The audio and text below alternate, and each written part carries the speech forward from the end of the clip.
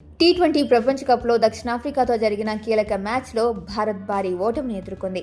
అయితే ఈ మ్యాచ్ ఫలితం కంటే భారత spinner Washington Sundar, safari batter David Miller మధ్య జరిగిన వాగ్వాదమే ఎక్కువగా చర్చనీయాంశమైంది.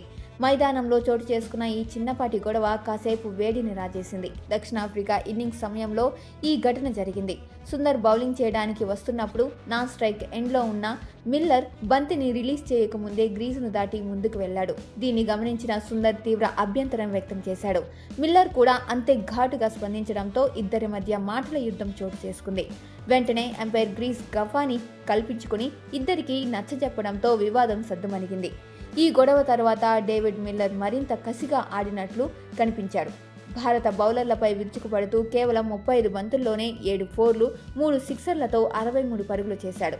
అతడి మెరుపు ఇన్నింగ్స్తో దక్షిణాఫ్రికా 20 ఓవర్లలో 187 పరుగుల భారీ స్కోర్ను నమోదు చేసింది. 188 పరుగుల భారీ లక్ష్యంతో బరిలోకి దిగిన టీమిండియా ఆరంభం నుంచే తడపడింది.